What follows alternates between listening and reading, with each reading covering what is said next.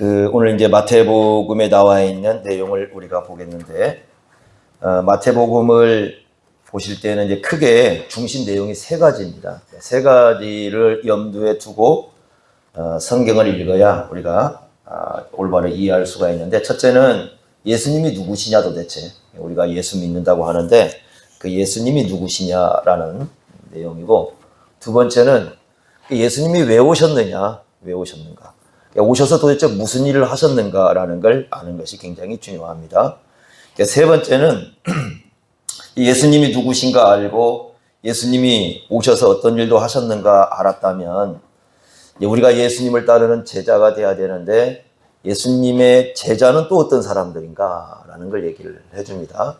특히 이제 마태복음은 그 끝부분에 28장 18절 20절에 보면 이 소위 말하는 지상명령이라는 걸 주십니다. 다른 대위임명령 이렇게 부르기도 하는데, 제자도죠, 제자도. 전체적인 이제 마태복음의 결론에 제자도를 주시면서 가서 모든 민족을 제자로 삼아라. 성부와 성자와 성령의 이름으로 세례를 주라.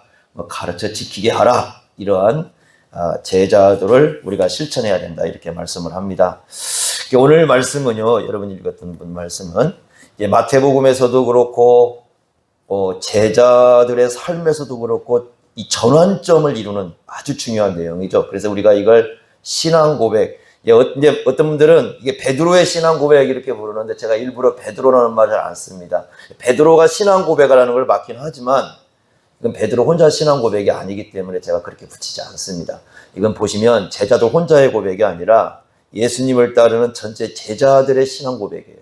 그래서 그냥 신앙 고백이다 이렇게 붙였는데, 신앙 고백은 중요하죠. 그러니까 특히 이제 기독교에서는 아주 중요합니다. 왜 중요하냐면 기독교에서는 신앙 고백이 생명과 연관이 되어 있습니다. 영원한 생명과 연관이 되어 있기 때문에 이 신앙 고백이 상당히 중요합니다. 그래서 이제 이 신앙 고백을 할 수 있도록 주님께서 그 세례라는 것도 우리에게 허락을 하시고 이런 걸 볼 수가 있는데, 신앙 고백은요, 그냥 우리가 이제 뭔가 아는 내용을 이렇게 입으로 내용한다는 개념만이 아니라, 이제 우리가 성경을 이렇게 종합을 해서 보면 세 가지 의미를 갖고 있어요. 신앙 고백이라는 것이. 첫째는 뭐냐면 이게 하나님 앞에서 하는 고백이라는 겁니다. 계속해서 그걸 강조합니다. 이거 하나님 앞에서 하는 것이다. 이런 특성을 갖고 있고, 두 번째는 뭐냐면 공개적입니다. 그러니까 공개적이라는 건 뭐냐면, 이 신앙 고백은 개인으로 하는 것이긴 하지만 공개적이에요. 그래서 성경에서 계속 얘기하는 게 뭐냐면 모든 사람들 앞에서도 이걸 해야 된다는 거예요. 개인적으로도 우리가 고백을 하지만 많은 사람들이 모여 있는 자리에, 내가 여기에 있어든 다른 나라에 가든 누구 앞에 서 있든지 그 공개적으로 우리가 이렇게 고백을 해야 할 수 있는 그런 내용이 돼야 된다. 이렇게 얘기를 합니다. 세 번째는 뭐냐면 올바른 인식과 이 관계성이라는 게 있습니다. 이게 중요한 건데요. 올바른 인식이라는 건 뭐냐면 예수님이 도대체 누구냐, 이분에 대한 생각, 예수님에 대한 생각, 예수님에 대한 어떤 인식, 이게 굉장히 중요하거든요. 그런데 관계라는 건 뭐냐면 그분과 도대체 나와 뭔 관계가 있느냐. 예수님이 왔다 갔는데 지금으로부터도 상당히 오랫동안 시간이 흘러서 왔다 가셨는데, 지금 이 세상을 살아가는, 지금 이 세상 우리가 살고 있잖아요. 나와 도대체 그 예수님이 무슨 관계가 있는가라는 걸 드러내고 있는 게 신앙 고백이에요. 그래서 신앙 고백은 크게 이제 성경을 보면 하나님 앞에서 공개적으로 그분에 대한 올바른 인식과 현재 살고 있는 나와의 관계, 그걸 드러내고 있는 게 신앙 고백이기 때문에 교회는 이 신앙 고백이 굉장히 중요합니다. 그래서 이 신앙 고백을 갖고 이제 예수님께서도 나중에 후에 이제 이거 아주 중요합니다. 이 부분도 하나님 나라에 들어가는 이제 과정과도 연관이 있기 때문에. 근데 오늘 이제 말씀을 보시면, 자, 우리가 이제 어디서 벌어진 일이냐면 13절 보니까 빌립보 가이사랴. 옛날 성경하고 지금하고 다른 게 있죠. 이게 뭐가 다르겠습니까? 옛날에는 가이사랴 빌립보 그랬어요. 지금은 바꿨잖아요. 빌립보 가이사랴 이렇게 돼 있어요. 요것만 바꿨어요. 가이사라는 지명 이름이고 빌립보는 사람의 이름이 들어가요. 그래서 사람의 이름을 앞에 넣어가지고 이 빌립이라는 사람이 이제 왕이었으니까, 왕이 이제 누군가에게 이렇게 자기 땅을 헌정을 하는 거거든요. 특히 누구한테 헌정을 하냐면 로마의 황제에게 빵을 바쳤어요. 그래서 이제 붙인 이름인데, 약간 좀 다르죠. 그래서 가이사랴라는 곳이 두 군데가 있습니다. 이스라엘 가면은. 이제 하나는 지중해 해변에 이렇게 있습니다. 지중해 바로 이렇게 해변에 있는데, 거기 이제 사도행전 10장에 보면 고넬료 나오죠. 고넬료가 머물러졌던 지역이 가이사랴거든요. 그건 바로 지중해 옆이에요. 이렇게 지중해. 그래서 저희가 이제 이렇게 갔는데, 거기가 배너라는 영화를 찍었던 곳이랍니다. 이렇게 넓은 이렇게 터가 있는데, 배너라는 영화를 찍었던 곳이 거기 있고, 또 하나의 가이사라는 곳이 있는데, 여기 이제 거기하고 이제 분리하기 위해서 헤롯, 빌립, 가이사라 이렇게 이름을 붙였어요. 여기는 어디냐면은 헤르몬산이라고 있습니다. 이스라엘 가면 헤르몬산이라고 있는데, 해발 이게 이제 고도가 한 2,750m 정도 됩니다. 2,750m. 한라산이 한 1,950m 정도 되니까 백록담이 그 정도 되거든요. 2,000이 안 넘잖아요, 살짝. 그것보다 훨씬 해발이 높아요. 그러니까 여기가 이제 눈이 이렇게 쌓여 있을 때가 있다고 그러죠. 이제 눈이 쌓여 있을 때, 저희가 갈 때는 눈을 못 봤습니다. 산 꼭대기만 이렇게 봤는데 눈은 못 봤어요.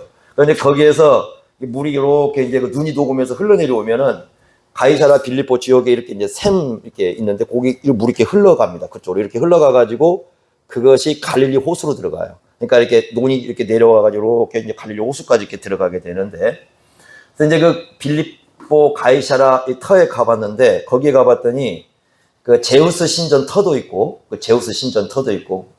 잘려가지고 이게 진짜 그런지는 모르겠지만 하여튼 터도 있고, 그 다음에 아우구스투스라는 황제의 신전도 했던 신상도 거기 있고, 님프신이라는 게 있어. 님프신인데 님프를 섬긴 신전도 거기 있었고, 근데 거기서 가장 유명한 신전이 판신전이라는 게 있습니다. 판신전은 이제 소떼나 양떼, 이 목축을 하는 사람들을 돌본다는 신인데, 그러니까 이제 갔더니 완전히 거기가 신상 지역인 거예요. 온갖 신상들이 다 모여 있는 거예요. 근데 거기에 예수님이 가셔가지고 그 자리에서 이제 제자들에게 이제 물어본 겁니다. 아마 물이 이렇게 참 깨끗합니다, 물이. 아마 제가 생각에는 그래서 아마 여러분 지리 답사 제가 갔다 와서 쓴 책 보시면 거기 그렇게 써놨을 거예요. 아마 예수님이 우리 한번 차를 타고 올라갔으니까 거기서 물 떠마실 일이 없겠지만, 예수님과 제자들은 걸어서 올라갔잖아요. 그러면 거기서 물을 떠마셨을 것이다. 얼마나 시원했을까. 근데 그 아래 이렇게 이제 흘러가는 폭포도 있는데, 거기서 이제 제가 본 것이 이제 석청이라는 거, 이렇게 이제 바위에 이렇게 공중에 있는데, 이 바위에다가 이제 이렇게 벌집을 해가지고 거기 있잖아요. 벌이 집을 져가지고 꿀이 있는 건데, 그걸 이제 거기서 제가 봤어요. 아주 이 물이 흐르는데 깨끗합니다. 근데 그 지역인데, 근데 그 지역이 바로 이제 우상이, 다시 말하면 온갖 세상의 우상들이 다 모여있는 지역입니다, 거기가. 신이라고 하는 신들이 모여있는 지역인데, 그 앞에서 예수님이 제자들에게 질문을 하는 거예요. 두 가지를 물어봅니다. 첫째는 뭡니까? 13절에 보니까 사람들이 인자를 누구라 하느냐. 그러니까 그 당시 많은 사람들이 예수님을 접촉했잖아요. 그럼 이제 예수님을 접촉했으니까 그러면 이런저런 얘기 하겠죠. 예수님에 대해서. 예수님이 어떤 분이다. 이런 얘기를 했고, 제자들은 그 얘기를 분명히 들었을 겁니다. 그래서 이제 물어보는 겁니다. 그랬더니 14절에 보니까 뭐라고 해요? 세례 요한, 이렇게 덜어놓은 세례 요한. 요건 누구 생각이냐면 그 당시 세례 요한은 죽었어요. 죽었는데 세례 요한이라고 부른 이유는 세례 요한이 다시 살아났다는 얘기가 이제 그 당시 돌았습니다. 이렇게. 그래서 세례 요한이 다시 살아났다고, 이미 자기가 죽었는데 다시 살아났다고 이렇게 얘기가 돌았으니까 아마 그 세례 요한일 것이다. 또 덜어는 엘리야라면 말라기 선지자가 말라기를 마치면서 엘리야가 온다고 그랬잖아요. 아마 그 엘리야일 것이다. 또 어떤 사람들은 예레미야나 선지자 중에 하나일 것이다. 이렇게 얘기를 합니다. 하나가 빠졌죠. 뭐가 빠졌겠습니까? 차마 예수님 앞에서 말을 못하는 거지. 이 얘기는 못해요. 근데 빠졌어요, 하나. 근데 차마 말을 못해요. 뭐겠습니까? 네, 마태복음 12장 24절에 보면 귀신 들렸다는 바알세불, 예수님 다 앞에 놓고 예수님 당신에 대해서 대왕 귀신 들렸답니다 이렇게 말을 못 하잖아요. 그 말은 안 써요. 근데 그게 그 당시에 예수님에 대한 소문 중에서 아주 많은 소문이거든요. 차마 예수님 앞에서 말을 못 하니까 이제 그 얘기는 쓰지 않고 그냥 좀 더 그래도 그냥 괜찮은 것만 골라들면 쓰고 있는 겁니다. 예수님 당신 보고 대왕 귀신 들렸다고 합니다 이렇게 얘기하면은 굉장히 또 좋지 않는 어떤 그런 모습이 될 거니까 그 생각을 싹 빼버렸어요. 예수님은 별로 중요하지 않아요. 그 얘기는 사람들이 뭐라고 하는가는 별로 중요하지 않아요. 가장 중요한 건 15절입니다 15절 잘 보십시오. 이렇게 묻습니다. 너희는, 자, 이 말씀을 중요시해야 돼요. 너는 이렇게 묻지 않아요. 그러니까 베드로에게 묻는 게 아니라 너희는 그랬으니까 누구에게 묻는 거예요? 제자들에게 묻는 거예요. 그래서 제가 아까 얘기한 것처럼 베드로의 고백이지만 단지 베드로의 고백이 아니라 누구의 고백이다? 예수님의 제자들의 고백이다. 그러니까 지금까지 이제 예수님을 따라다녔으니까 제자들이, 그래서 제자들 전체에게 묻습니다. 너희는 나를 누구로 하냐? 이게 정말 중요하죠. 그랬더니 이제 16절에 베드로가 대답을 합니다. 바로 대답을 했는지, 바로 대답을 했는지, 아니면 잠깐 뜸을 들여가지고, 야, 우리 한번 모여서 얘기 좀 한번 해보자. 예수님 누구라고 얘기를 해야 될까? 이렇게 했는지는 몰라요. 우리 성경에는 그냥 바로만 기록했으니까 생각할 때, 바로 대답했겠다. 그러니까 베드로 생각할지 모르겠지만, 제가 볼 때는 약간 뜸을 들일 수도 있습니다. 여백이라는 게 있습니다. 그래서 이렇게 아마 어떤 그 대화를 해가지고 예수님에 대해서 이런 얘기를 해보자 라고 대답할 수도 있어요. 그러고 나서 바로 이제 고백합니다. 16절 같이 한번 읽겠습니다. 시작. 시몬 베드로가 대답하여 이르되 주는 그리스도시요 살아계신 하나님의 아들이십니다. 주는이라고 썼는데 원문은 주라는 말이 없습니다. 우리말로 당신은 그 말이에요. 당신은 그 말인데 이것도 이제 예수님에 대해서 우리가 자꾸 당신은 그럴 수 없으니까 바꾸는 거예요. 주라고 바꿔놓은 거예요. 원래는 당신은 그 말입니다. 당신은 누구시다? 그리스도시다. 그리스도라는 말은 구약에서 예언한 메시아, 그러니까 메시아는 구원자죠. 구약에서 예언했던 그 구원자, 하나님께서 당신의 백성을 구원한다고 보냈던 그 구원자이십니다. 이렇게 답을 하는 거예요. 그리고 두 번째는 하나님의 아들이십니다. 이렇게 대답. 멋멋의 아들, 그 말은 동일 개념입니다. 그러니까 하나님의 아들이다. 그런 말은 예수님이 누구라는 겁니까? 하나님이시다. 단지 사람 중에 하나가 아니다. 그러니까 우리 지금 시대를 말하면 4대 성인을 얘기하잖아요. 4대 성인을 얘기하는데 그런 4대 성인 중에 하나 그런 게 아니에요. 그러니까 예수님을 공자나 소크라테스나 석가와 비교할 수 있는 존재가 아니에요. 왜냐하면 그 사람들은 다 피조물들이지만 예수님은 누구시라고요? 하나님이시라는 거예요. 하나님의 아들이시다. 이렇게 얘기를 합니다. 이렇게 고백을 하니까 17절에 예수님께서 뭐라고 하신가 보세요. 예수께서 대답하여 이르시되 바요나, 바라는 말은 아들이죠. 요나의 아들. 그러면 시몬, 원래 베드로 이름이니까 시몬의 아버지 이름은 누구라는 걸 알 수 있어요? 요나. 그렇죠? 요나. 요나의 아들 시몬아, 네가 뭐가 있다? 복이 있다. 믿음을 정말 듣고 복이 있다. 이를 알게 한 이는 혈육이 아니다. 혈육이라는 말은 세상 사람들은 어느 누구도 이거 알게 할 수 없다. 그리고 누가 알게 하셨다? 하늘에 계신 내 아버지다. 이렇게. 여러분, 예수님이 구약에서 예언한 구원자다. 예수님이 하나님의 아들이시다라고 고백하는 것은 하늘에 계신 아버지가 알게 하지 않으면 아무도 알 수 없습니다. 듣는다고 아는 게 아니에요. 사람이 공부한다고 알 수 있는가? 없습니다. 그럼 예수님을 따라다닌다고 알 수 있느냐? 아닙니다. 예수님을 따라다녔던 수많은 사람들이 몰랐습니다. 이거 몰라요. 예수님을 따라다닌다고 아는 게 아니에요. 그러면 예수님이 차려주신 양식을 먹는다고 아느냐? 오병이어 기적 속에 참여했던 수많은 사람들이 몰랐습니다. 그런다고 되는 게 아니에요. 그러면 구약 성경을 열심히 읽는다고 그걸 아느냐? 모릅니다. 예수님 당시에 바리새인, 사두개인, 서기관들 수많은 사람들이 열심히 성경을 읽었습니다. 그러나 모릅니다. 그러니까 성경을 많이 읽는다고 해서 예수님을 따라다닌다고 해서 공부를 많이 했다고 해서 예수님의 은혜를 예수님이 막 주신 거 받아먹었다고 해서 예수님이 그리스도이시고 하나님의 아들인 걸 아는 게 아니고, 오직 예수님이 하나님의 아들이고 그리스도를 아는 것은 누가 역사를 해야 된다? 하나님께서 알게 해주셔야 된다. 이게 정말 귀한 겁니다. 그러니까 당시 사람들은 예수님을 어떻게 생각했습니까? 계속 와서 찾아서 했던 것이 세 가지죠. 예수님에 대해서 사람들이 와가지고 예수님에 대한 얘기를 세 가지 하죠. 첫째는 목수의 아들이다.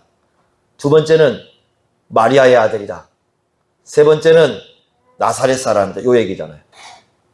예수님을 와가지고 사람들이 막 얘기할 때 예수님 누구야? 목수의 아들이래. 마리아의 아들이래. 나사렛 사람이래. 에게게 뭐 나사렛에서 뭐 유명한 사람 나와. 뭐 나사렛 동네에서 뭐가 나온다고. 구약에는 나사렛 이름도 안 나옵니다. 이름도 안 나오는 사람의 동네에서 태어난 그 뭐 예수라는 사람이 무슨 그 유명한 일을 한다고 그분에 대해서 그렇게 관심을 가져. 뭐 이렇게 막 사람들이 얘기를 하고 다닌 거죠. 그런데 제자들의 고백은 뭐라고 얘기합니까? 예수님이 그리스도시고 하나님의 아들이라 이렇게 고백을 합니다. 그랬더니 두 가지 말씀하십니다. 예수님이. 자, 18절 보십시오. 16장 18절 이렇게 말씀했습니다. 자, 두 가지입니다. 첫째, 18절도 한번 같이 읽어보겠습니다. 같이 읽습니다. 시작. 또 내가 내게 이르는 이도는 베드로라. 내가 이 반석 위에 내 교회를 세우리니 음부의 권세가 이기지 못하리라. 너는 베드로라. 내가 이 반석 위에, 베드로란 이런 뜻이 반석은 맞아요. 그런데 이제 로마 가톨릭에서는 그 베드로를 수위성을 인정하는 거지. 이 말씀을 그렇게 보는 겁니다. 그래서 베드로의 교황의 시작으로 이걸 보는 거예요. 교황의 시작으로. 그리고 이제 베드로를 예수님이 이 12제자가 있는데 그 12제자 중에 이 머리로 세웠다고 이렇게 얘기를 합니다. 가장 높은 자리를 이 말씀을 갖고 그렇게 얘기를 해요. 그런데 그렇게 얘기하는 것은 아까 얘기했지만 예수님이 너희는 나를 누구라고 묻느냐는 질문을 무시해버린 거예요. 이걸 무시해버린 거예요. 그러지가 않아요. 물론 베드로 이름이 반석은 맞아요. 그런데 단지 베드로 한 사람 얘기하는 게 아니고 베드로를 얘기했을 때는 그 아래 뭘 깔고 있습니까? 지금 다른 제자들을 깔고 있고 그 다음에 다른 제자들만 깔고 있는 게 아니에요. 지금 베드로가 뭘 했습니까? 신앙 고백을 했어요. 그러니까 이런 거예요. 지금 예수님의 교회는 이렇게 말씀합니다. 분명히 신앙 고백이 없이는 교회는 세워질 수 없습니다. 그러니까 이런 거예요. 사람들이 많이 모여 있어서 교회가 되느냐. 어떤 사람들 막 그런 분들 계세요. 가끔. 그러니까 많이 모여 있으니까 교회냐? 절대 그렇지 않습니다. 그러니까 예수님이 말씀하는 건 뭐냐면 사람들이 많이 모이니까 교회가 아니라 예수님에 대한 신앙 고백을 하는 사람들이 모인 그 공동체가 바로 뭐예요? 그게 교회인 겁니다. 그러니까 아무리 뭐라고 해도 예수님에 대한 올바른 신앙 고백이 없다면 그럼 교회가 될 수 없는 거예요. 사람이 모였다고 교회가 되는 건 아니에요. 아니 그러면 여러분들 사람이 모인 자리만 모인다고 하면 교회가 되면은 저 콘서트 자리가 뭐 얼마나 많습니까? 엄청나게 많은 사람들이 모였는데 그 중에 뭐 예수 믿는 사람도 있을 거 아니겠습니까? 그들을 교회라고 부르느냐? 그렇지 않습니다. 가끔 보면 이제 교회에 대해서 오해해가지고 아니 우리도 뭐 교회인데 이렇게 얘기하는데 여러분 무조건 교회라고 얘기하십니다. 정확히 예수님의 교회라면 고백이 나와야 됩니다. 어떤 고백이 나와야 돼? 예수님은 누구시라고요? 그리스도시고 살아계신 하나님의 아들이라는 고백이 나와야 됩니다. 그럼 이런 교회는 어떤 특성을 갖고 있습니까? 한번 보세요. 18절에 뭐가 이길 수 없다고요?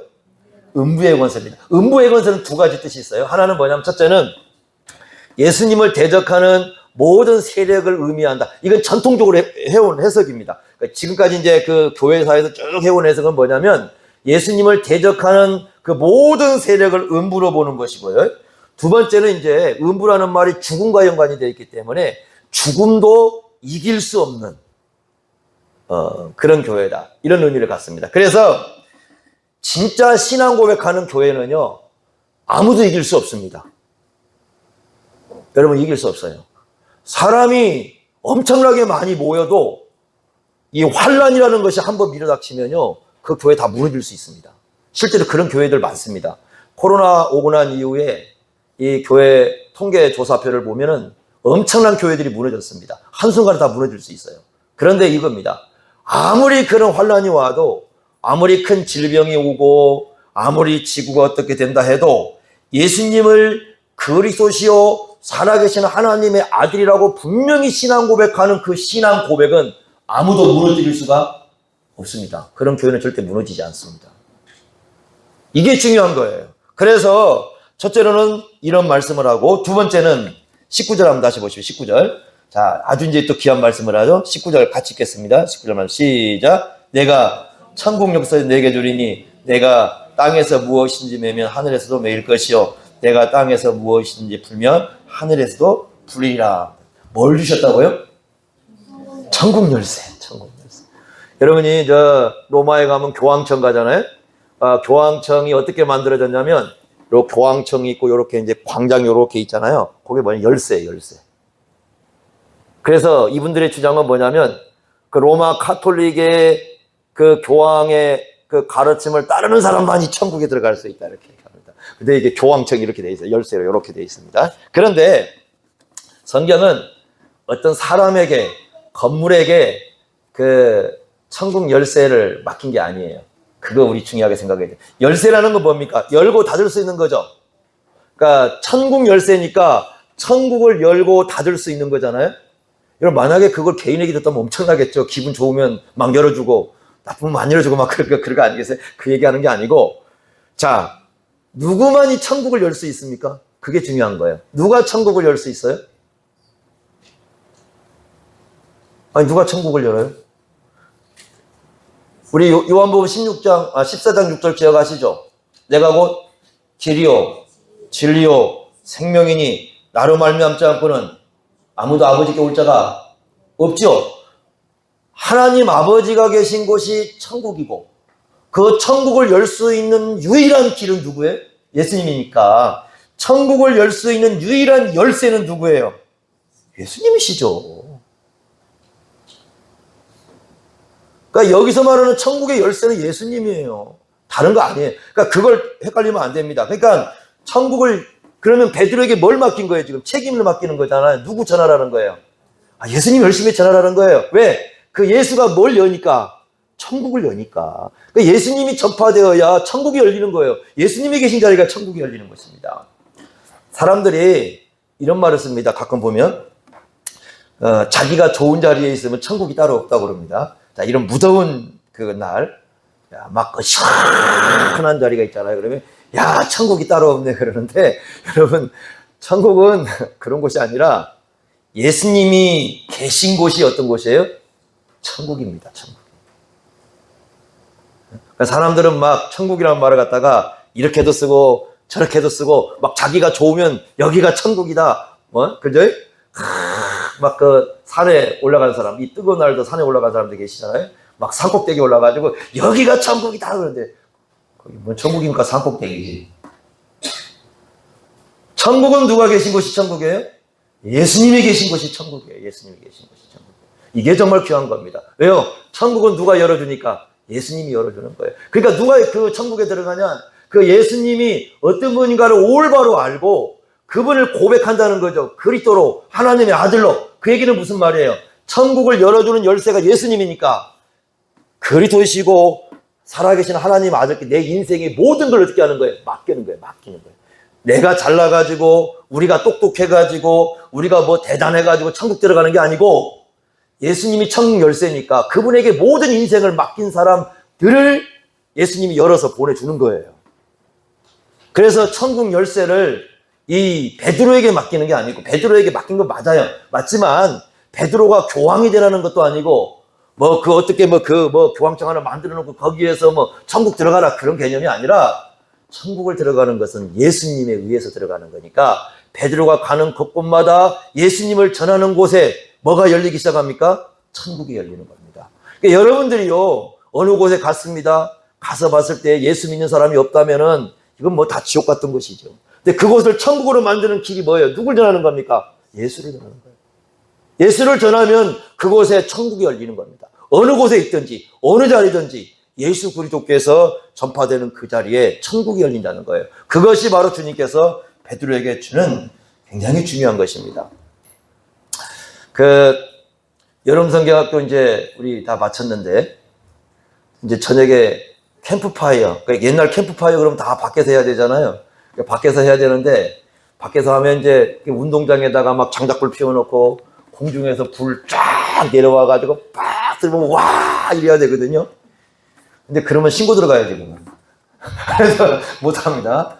이제 개발한 것이 작년부터 실내 캠프파이어, 실내 캠프파이어입니다. 실내도 그래서 이제 초를 쓰는 건데 잘못하면 불날 것 같아가지고 실내도 잘 해야 됩니다. 교회도 불나면 큰일 나잖아요.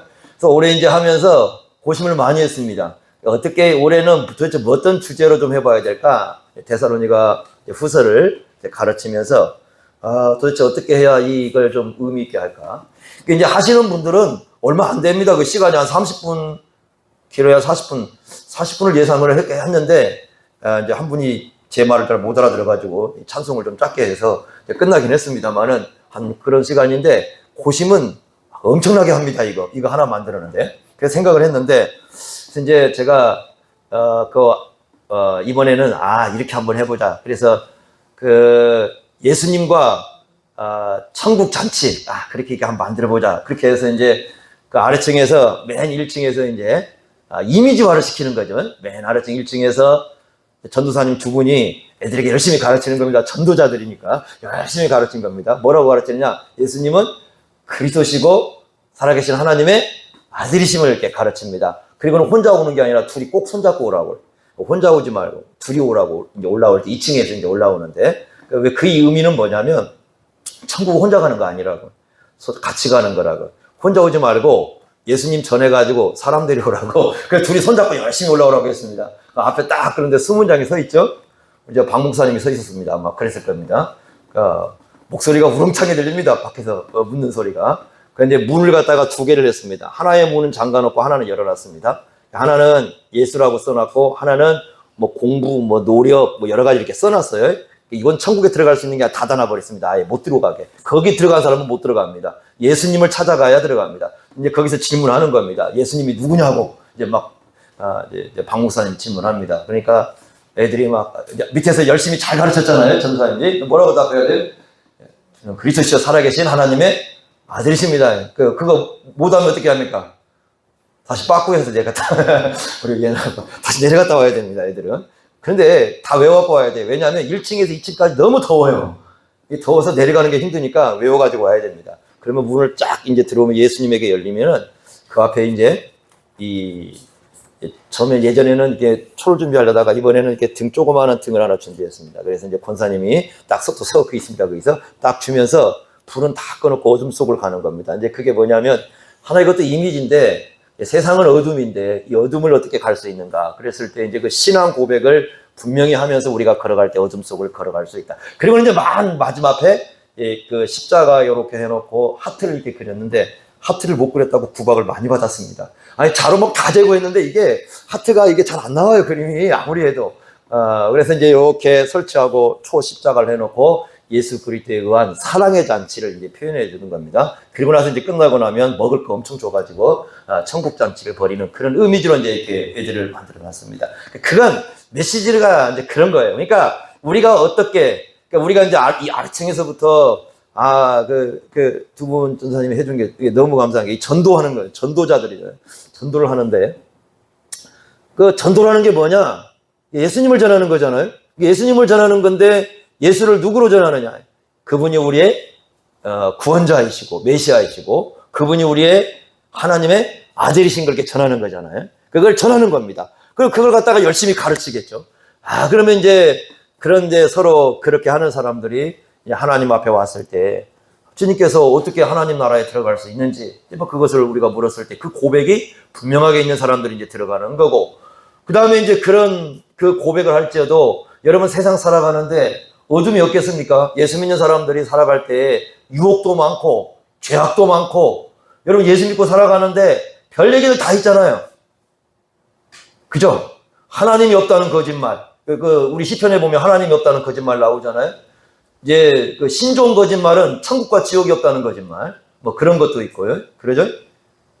예수님 재림이 어디냐고 물어보고 뭐 그런 사람들. 그러나 우리는 분명히 예수님이 재림한 걸 믿는 거고 천국과 지옥이 있는 것도 믿는 거고 하나님 살아계신 걸 믿습니다. 그러죠? 그런 믿음을 갖고 우리가 살아가는 거죠. 그렇기 때문에 이런 세상을 가는데 엄청난 그 유혹들이 많습니다. 정말 많아요. 세상 살아갈 때. 뭐 그런 거 없겠습니까? 어떤 사람들은 뭐 세상이 끝이라고 그러고 뭐 그런 얘기도 하고. 제가 이제 아이들에게 얘기할 때 그 얘기도 했습니다. 큰 거짓말 중에 하나가 뭐냐. 애들이 학교를 가면은 초등학교 때부터 중학교, 고등학교, 대학교 때까지 배우는 게 뭐냐면 그 사람이 원숭이가 사람이 되었다라는 그걸 배우잖아요. 제가 그래서 예를 하나 들어준 거죠. 그것도 이제 제가 이게 누가 이걸 가르쳐 준 거냐면 과학자, 우리 예전에 이제 그 법칙이 하나 나오는데 거기서 이제 제가 배운 겁니다. 그러니까 똑같은 과학자지만 바라보는 게 그렇게 달라요. 어떤 얘기를 하냐면 이제 그런 얘기를 하는데 여러분 혹시 그 개구리 다리 잘라 보셨어요? 개구리 하면 추억 많죠? 우리는 추억 많습니다. 가지고 놀 게 없었으니까. 슈렉이라는 영화에 보면 그 개구리 이렇게 불어가지고 이렇게 날리는 거 보셨어요? 우리도 하고 놀았어요, 그거. 그리고 옛날 전우라는 그 TV 드라마 있었잖아요. 그거 보려면 개구리 10마리 잡아와야 돼요. 그래서 가서 열심히 그거 보려고 개구리 잡아왔습니다. 어떤 때 보면은, 절반까지 뭐 전우 이게 하고 막, 그거 보려고 잡아왔어요. TV가 옛날에 많지 않았잖아요, 흑백 TV. 그거 보려고 이제 개구리도 잡아오기도 하고. 뭐 이제 여러 가지 이제 그렇게도 하고. 그래서 이제 초등학교 5학년 때인데, 제가 기억에. 저는 이제 그 학교 다닐 때, 제가 아시는 분들이 학교 선생님으로 계시고, 그래가지고 학교 선생님들하고 연관돼서 항상 그 부서에 들어가 있습니다. 이제 과학부 별로 좋아하지도 않았는데, 그때도 과학부 들어가라고 해가지고, 왜냐면 거기, 친척이 한 분 계셨거든요, 선생님이. 그래서 그게 할 수 없이 들어갔습니다. 들어갔는데, 한 학기 내내, 그러니까 방학할 때까지 그 과학으로 배운 게 뭐냐면 해부학인데, 동물 잡아서 해부시키는 거예요. 그래서 개구리를 얼마나 많이 잡은지 모릅니다. 개구리 잡아가지고 해부시켜가지고 이렇게 맨날 요구하는 겁니다. 이렇게 뒤집어 놓고 여기 뭐 있냐고 맨날 그 관찰 기록 쓰라고 그러고. 그리고 이제 그 화석에 관한 책을 이분이 읽혔습니다. 그래서 초등학교 5학년 때 그 화석에 관한 책을 읽었어요. 그때 이제 제가 진화론에 대해서 굉장히 의문을 많이 품었었습니다. 그때 당시에. 화석을 공부하다 보니까 이게 진화론이 심각한 문제가 있구나라는 걸 그때 알았어요. 왜냐하면 그 책은 어떤 책이었냐면 그 화석이라는 게 진화론의 증거라는 걸 우리에게 가르쳐주는 책이었는데, 그런데 오히려 제가 그 책을 읽으면서 진화론이 잘못된 걸 깨닫게 되었습니다. 왜냐하면 낙엽이라든가 동물은 억년을 걸려서 썩을 수가 없어요. 1년도 안 돼 다 썩어버립니다. 그러니까 화석이 될 수가 없어요. 순간적으로 엄청난 그 변화가 안 일어나면 절대 화석이 될 수가 없어요. 제가 이제 그걸 거기서 깨달은 거죠. 그 다음에 이제 하나 발견한 게 뭐냐면 개구리인데요, 개구리. 개구리를 다리를 하나 이렇게 좀 잔인하지만 자른다고 생각해 보십시오. 자, 뒷다리 자르고 앞다리 자르고 뭐 이게 다리 잘랐습니다. 자, 개구리가 이제 알을 까죠? 알을 까가지고 조금 자라는 걸 우리가 뭐라고 불러요? 올챙이. 그 히브리어에 보면 올챙이, 헬라어에 올챙이가 있어요. 올챙이가 이렇게 그리는 게. 그래서 올챙이가 있는데, 자, 올챙이가 자라면 뭐가 되겠습니까? 이제 나오면 개구리가 되죠. 올챙이가 자라나가지고 개구리가 됐으면 지금 다리를 몇 개 잘랐어요? 2개를 잘랐죠? 앞과 뒤를 잘랐어요. 그 다음에 그 2다리가 잘린 그 개구리 안에서 태어난 올챙이들은 다 2다리 잘려서 나오죠.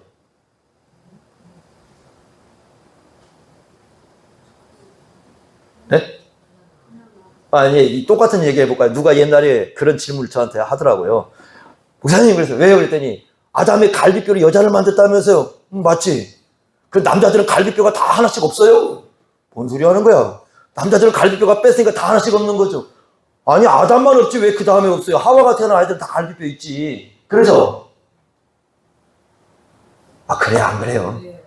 그 사람의 질문은 뭐냐면 기독교가 잘못된다는 걸 공격하기 위해서 자기는 갈비뼈 다 있는데 왜 아담의 갈비뼈 뺐으면 우리가 하나씩 다 없애야지 왜 갈비뼈를 갖고 있느냐. 멍청한 질문이잖아요. 왜냐하면 그 아담만 없는 거지. 아담과 하와 사이에 태어난 모든 자들은 다 갈비뼈 정상으로 갖고 나와요. 그죠? 자, 올챙이가 2다리 다 잘렸습니다. 그 다음에 나왔습니다, 얘가. 그러면 얘 올챙이가 개구리 되면 다 다리 잘려갖고 나오나요? 정상으로 나오나요? 다 정상으로 나와요. 그 얘기는 뭐냐면 절대 원숭이가 사람이 될 수가 없어요. 그럼 이렇게 돼야 됩니다. 원숭이가 사람이 되려면 사람 태어날 때 뭐부터 태어나야 돼요? 원숭이로 태어나야 돼요. 그리고 사람이 돼야 돼요. 그런데 태어날 때 뭘로 태어나요? 다 사람으로 태어납니다. 이게 유전법칙이에요. 제가 얘기하는 게 아니라 유전법칙을 개발한 발견한 분이 그분이 한 얘기예요. 어떻게 진화가 이루어집니까? 안 되는 거죠. 아주 중요한 부분이죠. 그러니까 거짓말이죠. 그런 것들이. 세상은요, 진짜라고 믿는 것 중에 수많은 거짓말들이 꽉 차 있습니다. 꽉 차 있어요. 그래서 저희 딸이 친구들하고 만나면 한 번씩 이렇게 다툰답니다. 둘째 딸이. 뭐 갖고 다투냐 그랬더니, 이제 우리 딸은 학교에서 열심히 배웠으니까, 하나님께서 세상을 창조했고 사람을 창조했다고 가르친다. 그럼 친구들은 무슨 소리 하는 거냐? 막 진화론이라고 막 하면서 막 따지더랍니다. 우리 딸이 최종 말이, 너 우리 아빠한테 와서 배워야 돼. 이렇게 해가지고, 이제 종교를 찾는다고 얘기를 해요. 여러분 보세요. 세상에는 수많은 거짓말들, 진실이라고 말하지만 그 진실 같은 게 얼마나 거짓말이 많은지 모릅니다. 진실이라고 믿고 있는 거예요. 수많은 거짓말들이 있습니다. 근데 그런 거짓말이 많은데 하나님이 없다, 천국과 지옥이 없다, 뭐 이런 것도 마찬가지예요. 보지도 않고 죽지도 않았으니까 알 수 없죠, 본인들은. 그러니까 없다고 하는 거지. 근데 안 보인다고 없는 건 아니죠. 보이지 않아도 존재하는 겁니다. 어떻게 여러분들 한 번도 가보지 않는 나라가 존재한다는 걸 믿습니까? 가보질 않았는데. 여기 미국 가보신 분들 계세요? 지금 올림픽이 어디서 이루어지나요? 네? 프랑스 어디? 프랑스 파리가 있어요? 그렇죠. 날아다니는 파리는 우리가 보는데 파리가 있나요? 어떻게 알아요? 안 가봤는데. 가보지도 않고 어떻게 알아요, 그걸? 가봐야 알지. 안 가봤는데. 사람은요, 은근히 가보지도 않고 해보지도 않고 믿고 사는 게 많아요.